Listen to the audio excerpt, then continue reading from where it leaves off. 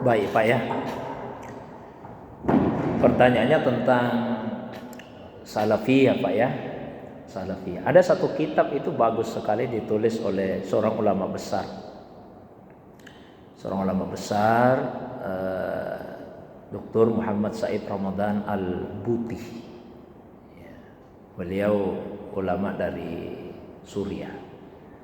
Dan beliau syahid karena dibom itu sementara pengajian. Kitabnya berjudul As-Salafiyah Marhala Zamaniyah Mubarakah. Salafiyah itu sebetulnya marhala zamaniyah, fase waktu yang diberkahi ya, bukan satu mazhab tertentu. Jadi sebetulnya kalau kita mau jujur Pak ya, objektif, yang dimaksud dengan as-salafiyah itu fase waktu, bukan satu laisat mazhaban muayyan, bukan mazhab tertentu, dia fase waktu. Rujukannya itu kepada sabda Nabi Sallallahu Alaihi Wasallam. Dan Nabi pernah bersabda, khairul quruni qarni, sebaik-baik masa itu adalah masaku. Summal ladzina yalunahum, summal ladzina yalunahum. Setelah itu masa setelah saya, setelah itu masa setelah saya. Summa yafsul kadhib. Setelah itu kebohongan kemudian menyebar. Jadi itulah fase waktu yang diberkahi, yaitu fase waktu kehidupan para sahabat Nabi Sallallahu Alaihi Wasallam dan para tabi'in. Penilaian itu secara general, secara umum Pak. Karena setelahnya itu, setelah fase waktu salafiyah itu kebohongan mulai menyebar. Sayangnya sekarang ini istilah salaf atau salafiyah itu diambil, kalau istilah yang mungkin kurang enaknya, dibajak untuk dijadikan sebagai nama bagi kelompok tertentu. Sehingga seakan-akan yang di luar kelompok itu bukan orang-orang salaf. Sebetulnya sekarang ini Pak tidak ada lagi orang salaf. Udah lewat masanya. Udah lewat masanya. Cuma kita mengikuti Nabi dan mengikuti para sahabat, mengikuti tabi'in, ya mengikuti para ulama-ulama salaf tersebut. Ya kan seperti itu. Jadi tidak ada lagi salafiyah sekarang, seharusnya seperti itu. Tinggal kita mengikuti mereka. Jangan dikesankan bahwa salaf atau salafiyah ini nama bagi satu kelompok, nama bagi satu mazhab, yang kemudian di luar dari kelompok itu kemudian dipandang sebagai pelaku bid'ah. Nah itu yang masalah. Karena terus terang ya memang benar Pak, bahwa sekarang istilah salaf dan salafiyah dijadikan sebagai label bagi satu kelompok yang dalam persoalan akidah terutama itu berbeda dengan mayoritas kaum muslimin. Karena mayoritas kaum muslimin yang kita sebut dengan ahlus sunnah wal jamaah itu dari segi akidah mengikuti rumusan yang terdapat di dalam faham Asy'ariyah dan Maturidiyah. Itu secara akidah. Nah, yang menamai dirinya dengan salaf dan salafiyah dalam masalah akidah itu berbeda jauh Pak. Saya berikan contoh, misalnya dalam persoalan sifat-sifat Allah Subhanahu wa Ta'ala. Dalam masalah sifat-sifat Allah SWT yang disebut di Al-Quran ya. Contoh yang paling mudah lah Pak ya, bagi yang menamai dirinya sebagai salaf salafiyah itu memandang bahwa Tuhan itu ada di atas langit. Dan itu kita bisa dengan mudah temukan di YouTube ceramah-ceramahnya atau di tulisan-tulisan. Allah itu ada di atas langit, bersemayam di arsy. Kan dipahami seperti itu. Sementara dalam paham Ahlus Sunnah wal Jamaah, Allah itu tidak bertempat. Ini kan sudah beda Pak.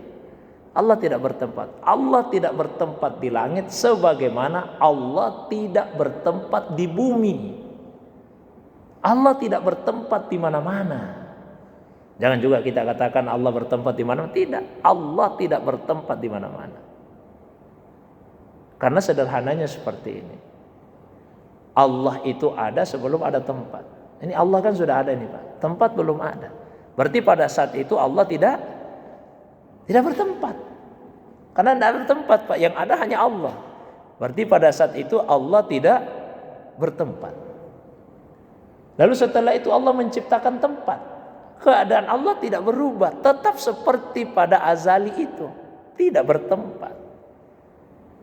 Kalau kita mengatakan bahwa Allah itu misalnya bertempat di langit, Allah bersemayam di aras, berarti itu menunjukkan indikasinya Allah bertempat.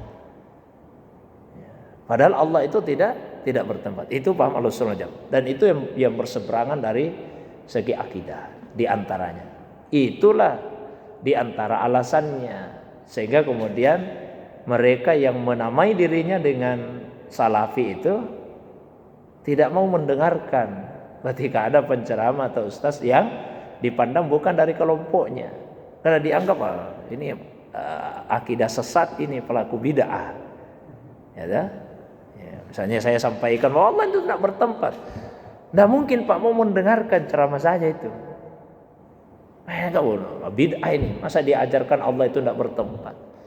Sementara di Al-Quran disebutkan bahwa Inna rabbakumullahu allazi khalaqas samawati wal ardi sittati ayamin tsumma stawa 'alal arsy. Betul Allah istawa 'alal arsy, tapi apa arti istawa? Apa maknanya? Kalau kita lihat terjemahan Al-Qur'an dilihatnya bersemayam. Dilihat kamus bahasa apa itu bersemayam? Ya bersemayam, bertempat, berkediaman, duduk, bertahta, itu diantara makna bersemayam. Tidak ada yang cocok itu ketika disandarkan kepada Allah. Karena itu semua adalah sifat-sifat makhluk. Ini sebetulnya Pak karena kekurangan cermatan dalam penerjemahan juga. Ya. Dan sayangnya kan biasa kita hanya lihat terjemahan saja. Coba kalau kita lihat tafsirnya ulama, apa itu istawa? Banyak itu penafsiran ulama tentang mana istawa. Di antaranya istawa itu artinya menguasai. Allah menguasai aras. Di antaranya yang lain mana istawa itu menyempurnakan penciptaan aras. Loh, kenapa disebut menguasai aras, apa yang lain tidak dikuasai? Kalau aras saja dikuasai apalagi yang lain. Maknanya kira-kira begitu Pak. Disebutkan secara khusus tapi yang dimaksud adalah makna secara umum. Ya, makna secara umum. Ini saya mungkin sampaikan agak panjang ini Pak ya, karena muncul pertanyaan tadi. Ditanyakan kenapa tidak mau mendengarkan kalau yang ceramah atau ustaz yang berikan pengajian bukan dari kelompok mereka. Karena dianggap sesat Pak, ketika mengatakan bahwa Allah itu tidak bertempat, Allah tidak ada di langit. Nah, tadi disebut Allah itu fis sama. Dalam bahasa Arab itu ada namanya mahzub. Ada kata kosakata yang dibuang karena itu difahami. Itu dipahami. Apa maksudnya Allah di langit? Kuasanya Allah di langit. Allah kuasa di langit. Saya tidak tahu apa saya pernah jelaskan bahwa salah satu alasan yang sering disampaikan bahwa Allah itu di langit ya peristiwa Mi'raj. Nah, itu Nabi Muhammad SAW bertemu dengan Tuhan di langit. Berarti Allah ada di langit. Oh tidak begitu cara penjelasannya. Kalau hanya karena peristiwa Mi'raj kemudian disimpulkan Allah ada di langit, sekarang Pak, analoginya. Nabi Musa kan pernah dipanggil Tuhan. Di mana itu Pak Nabi Musa dipanggil Tuhan? Di Bukit Tursina. Bisakah kita mengatakan bahwa Allah juga bertempat di Bukit Tursina? Karena Nabi Musa dipanggil Tuhan menghadap di Bukit Tursina. Kan tidak. Bukit Tursina itu bukan tempat tinggalnya Tuhan. Tapi Bukit Tursina itu tempat yang dipilih oleh Allah bagi Nabi Musa untuk menemuinya. Begitu juga langit. Bukan tempat tinggalnya Tuhan. Tapi langit itu adalah tempat yang dipilih oleh Allah bagi Nabi Muhammad SAW untuk menemuinya. Itu tempat yang Allah pilih bagi Rasulullah SAW untuk menemuinya. Bukan tempat tinggal Tuhan. Kira-kira begini Pak. Walillahil masalul a'la. Ini contoh untuk memudahkan saja. Misalnya tadi malam ada jemaah yang telepon saya, Ustaz, saya mau ke rumah. Habis subuh ada yang saya mau konsultasikan. Saya sampaikan, saya tidak bisa Pak, karena saya habis subuh keluar dari rumah, sebelum subuh saya keluar. Jadi di mana saya bisa temui? Kalau mau ketemu saya habis subuh ke BTV saja. Karena saya habis subuh ada pengajian di BTV. Di mana? Di Blok M Istiqamah. Jadi saya tentukan tempat Masjid Istiqamah Blok M untuk jamaah tadi yang ingin temu saya. Nah, pertanyaannya Pak, karena saya mengatakan temui saya di Masjid Istiqamah Blok M, bisakah saya katakan Masjid Istiqamah ini tempat tinggal saya? Tidak. Tapi kalau saya katakan Masjid Istiqamah adalah tempat yang saya pilih untuk jamaah itu menemui saya, bisa tidak Pak? Bisa. Begitu juga cara penjelasannya.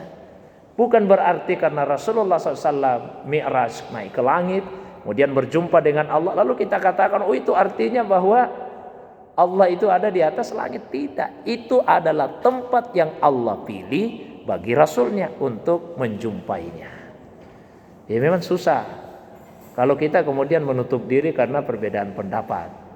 Ya, karena perbedaan pendapat. Tapi ini harus selalu dijelaskan. Ulama juga menjelaskan, beliau Said Ramadan Al-Buti,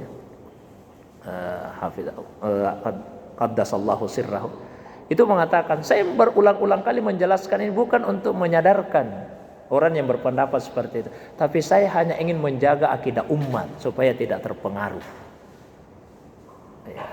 Sama juga Pak yang saya lakukan, karena gencar sekarang kan di YouTube, pokoknya Allah ada di atas langit, Allah bersemayam di atas aras. Ya. Berulang-ulang kali pula mesti dibantah penjelasan itu, bukan untuk mengubah pandangannya, karena susah diubah pandangannya, tapi untuk apa? Untuk menjaga akidah umat supaya tidak terpengaruh dengan pandangan seperti itu. Karena intinya Pak, Allah itu laisa kamitslihi syai' wa huwas samiul basir. Tidak ada sesuatu yang menyerupai Allah. Kalau Allah bertempat, itu artinya Allah serupa dengan makhluknya.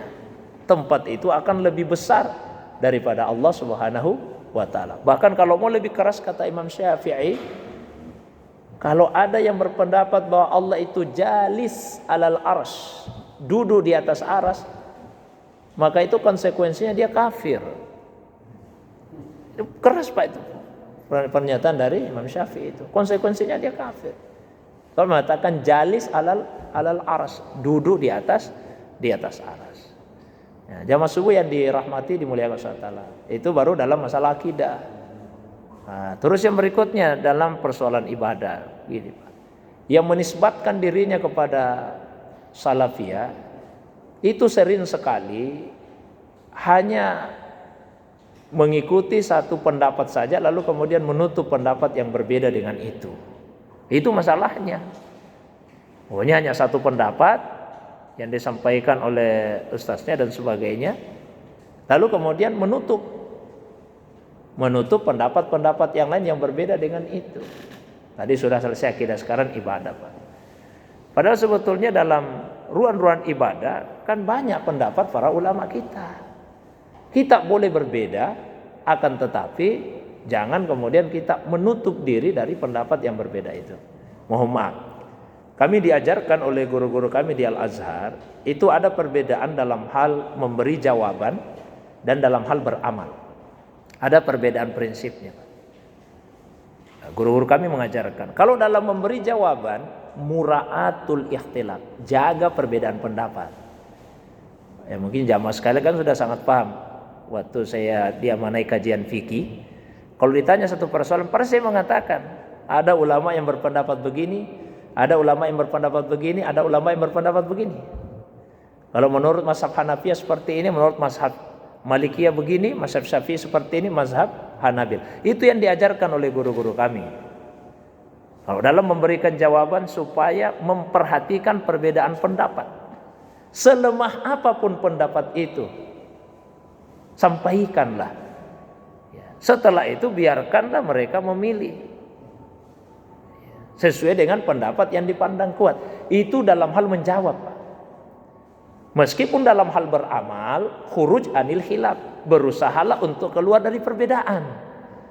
Kalau kita beramal, mengamalkan, keluarlah dari perbedaan. Tapi kalau memberikan jawaban, maka selalulah memperhatikan perbedaan atau keragaman pendapat para ulama. Saya kasih contoh Pak ya, contoh saja untuk memperjelas prinsip ini. Misalnya kalau ada yang bertanya, Ustaz, bagaimana hukumnya kalau ada orang yang berwudu? Kalau ada orang yang berwudu terus hanya dia usap kepala cuma begini saja. Ya, cuma begini saja. Jangan kita langsung mengatakan, oh itu wudumu tidak sah. Jangan kita langsung mengatakan tidak sah wudu seperti itu. Sampaikanlah, ulama itu paling tidak punya 3 pendapat dalam hal mengusap kepala. Kalau dalam mazhab Malikiyah mewajibkan mengusap seluruh kepala. Mazhab Malikiyah. Kalau dalam mazhab Hanafiyah minimal 1/4. Tapi kalau mazhab Syafi'i asal ada bagian kepala yang kena air. Nah, nanti kalau misalnya dipandang jamaahnya bisa mencerna dalil-dalilnya, sampaikan bagaimana cara ulama tersebut mengistimbatkan hukum dari dalil yang ada. Di Al-Quran surah Al-Ma'idah ayat 6 disebutkan, ya ayyuhalladzina amanu idza kuntum ilas salati faghsilu wujuhakum wa aydiyakum ilal marafiq wamsahu biru'usikum. Usap kepala. Nah, Imam Malik memahami perintah mengusap kepala berarti diusap semua. Itu Malikiyah, Pak. Imam Abu Hanifah memahami apa sih yang dimaksud mengusap? Mengusap itu tempelkan telapak tangan terus gerakkan. Kalau itu yang dilakukan berarti tidak harus semua. Kalau ini sudah ditempel, digerakkan, ini sudah mengusap namanya, minimal 1/4. Mazhab Syafi'i lebih longgar dalam hal ini. Ya perintahnya cuma mengusap kepala, berarti boleh semuanya, boleh sebagiannya. Kalau sebagian, berarti boleh sebagian besar, boleh sebagian kecil, yang penting ada. Itu dalam hal memberikan jawaban. Tapi kalau dalam hal beramal, berusahalah keluar dari perbedaan. Caranya bagaimana? Kalau saya wudu Pak, meskipun saya lebih condong kepada mazhab Syafi'i bahwa wudu itu sudah sah meskipun hanya begini, tapi supaya keluar dari perbedaan pendapat, saya kalau wudu begini saja. Karena kalau sudah diusap semua, terangkum semua mazhab itu. Itu namanya keluar dari perbedaan dalam beramal. Contoh yang lain. Salat subuh tadi, salat subuh. Tadi salat subuh kunut enggak ya? Oh tidak. Kalau yang diajarkan oleh guru-guru kami supaya keluar dari perbedaan pendapat itu paling baik kunut. Kenapa Pak seperti itu? Karena dalam mazhab Syafi'i kalau tidak kunut itu termasuk sunnah abad. Sunnah abad itu kalau ditinggal diganti sujud sahwi. Itu mazhab Syafi'i, Pak. Kalau tidak kunut diganti dengan sujud sahwi. Nah, ulama lain ada yang mengatakan tidak mesti kunut. Tapi kalau kunut pun tidak disalahkan. Artinya kalau kita kunut sudah merangkum mazhab Syafi'i, yang mengatakan tidak disunnahkan kunut juga tidak menyalahkan. Nah, ada masalah, Pak. Tapi ketika menjawab pertanyaan, ada yang bertanya, Ustaz, kalau misalnya orang tidak kunut, bagaimana salat subuhnya sah tidak? Oh, tidak boleh saya katakan, oh kamu harus sujud sahwi kalau tidak kunut. Sampaikanlah mazhab-mazhab yang ada. Itu namanya mura'atul ihtilaf. Nah, sama Pak misalnya dalam hal melafalkan niat. Kalau seperti yang menisbatkan dirinya kepada Salafiyah, sebagai orang menyebutnya Wahabiyah, itu berpendapat kalau kita melafalkan niat maka itu bid'ah. Yang seperti itu, bid'ah. Sebetulnya diskusi ulama itu bukan masalah bid'ah, melafalkan. Diskusinya ulama sebagian mengatakan dianjurkan melafalkan niat. Itu mazhab Syafi'i dan Hanafiyah. Sementara Malikiyah dan Hanabilah memakruhkan. Makruh, tidak sampai bid'ah, makruh. Jadi ulama diskusinya antara sunnah dan makruh. Tiba-tiba kita ubah, kalau melafalkan jadi bid'ah. Tidak. Ini jawab pertanyaan, bagaimana Ustaz kalau ada yang melafalkan dan tidak, sampaikan. Ada yang memakruhkan, ada yang menganjurkan. Tapi kalau kita beramal seperti apa, kita silahkan melafalkan niatnya. Imam Syafi'i, Pak. Imam Syafi'i ini menurut salah seorang ulama sufi di Mesir ya. Imam Syafi'i itu kan berpendapat dianjurkan melafalkan niat, tapi beliau sendiri tidak melafalkan niatnya. Itu artinya Imam Syafi'i mengatakan dianjurkan melafalkan niat, pengajaran bagi umat. Karena kita ini kondisi beda-beda. Ada orang begitu dia memulai salat takbiratul ihram, Allahu Akbar, langsung hatinya itu terkoneksi dengan Allah. Ada yang tidak begitu. Kalau misalnya Bapak Ibu jamaah sekalian begitu takbir, bahkan sebelum takbir berdiri Allahu Akbar, hati bisa terkoneksi dengan Allah, silakan tidak usah lafalkan niatnya. Tapi kalau hati kita selalu was-wasa, banyak keraguan, kebimbangan di dalam hati, itulah yang dianjurkan melafalkan niat. Tujuannya apa? Untuk membantu hati supaya bisa fokus di dalam niat. Nah, jadi atas pertanyaan tadi kesimpulannya seperti ini. 1, salafiyah yang sesungguhnya bukan nama bagi satu mazhab, tapi dia adalah fase waktu yang diberkahi. Dan fase waktu itu sudah lewat. Kita yang hidup sekarang hanya berusaha untuk mengikuti Nabi, sahabat, tabi'in, dan para ulama-ulama salaf tersebut. Yang kedua, perbedaan pendapat itu sebetulnya perkara yang biasa. Akan tetapi usahakan kita mengamalkan yang kita pandang kuat, tapi jangan kemudian menyalahkan atau membid'ahkan atau memasukkan ke dalam neraka mereka yang memilih pendapat yang berbeda dengan pendapat yang kita anut.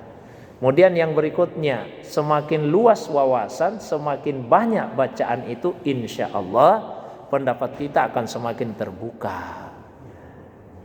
Ya, kadang-kadang Pak itu karena bacaan yang terbatas saja, ya, bacaan yang terbatas sehingga kemudian kita mudah untuk menyalahkan yang lain. Tapi kalau misalnya bacaan kita luas, hati kita juga lapang, insya Allah banyak masalah yang bisa kita selesaikan. Ya, tapi jangan mengambil sikap seperti sikap yang diambil. Jangan kita mengatakan, kalau begitu saya mau balas. Kalau ustaz yang mengatakan dirinya salafi atau wahabi yang datang, saya juga mau tinggalkan masjid. Oh, jangan begitu. Didengarkan saja. Didengarkan, ditimbang-timbang apa yang disampaikan. Kalau memang kuat dasarnya silahkan diambil. Ya, kalau lemah ya tidak usah sampai kemudian timbul bentrokan. Saya terus terang Pak banyak sekali perdebatan. Ada juga biasa menelpon. Kadang-kadang ini yang susah. Ada satu orang itu Pak. Saya tidak sebut nama, penghormatan saja Pak. Profesor menurut saya besar di UNAS. Sering telepon saya. Saya sampaikan daripada kita berdebat terus Pak, saya yang datang ke rumah tak atau ke kantor tak. Tunjuk saja, tentukan hari apa, di mana. Dan tidak usah khawatir, saya datang sendiri. Silahkan Bapak kumpulkan beberapa orang. Saya datang sendiri. Tapi tidak mau. Dia katakan jangan Ustaz, kita saja di WA. Tidak bisa selesai Pak, saya juga malas kalau mengetik terus begini di WA. Coba bayangkan Pak, saya biasa sambil mengemudi jadwal saya mohon maaf banyak Pak. Kok saya harus mengetik terus menjawab banyak waktu. Saya biasa sambil mengetik itu Pak, mengetik-ketik itu sambil mengemudi. So daripada begini Pak, saya datang saja. Bapak tunjuk saja di mana saya bisa datang, hari apa. Mau saya ke rumah tak atau saya ke kantor tak. Supaya bisa selesai dalam arti saya jelaskan, kalau Bapak terima silakan, kalau tidak ada apa-apa. Sudah paham, tidak usah lagi selalu menelpon. Karena aneh juga, selalu dia katakan saya salah, tapi selalu juga minta pendapat saya. Saya gimana nih? Dia katakan saya mengajarkan bid'ah dan sebagainya, tapi selalu juga menelpon. Saya memahami, ini sebetulnya mau tahu alasannya saja, pendapat-pendapat seperti itu, cuma tidak mau jujur dalam menyampaikan itu. Ya, yang saya sampaikan ini Pak ada itu di percakapannya di WA saya itu. Kenapa? Tidak pernah berhenti nih.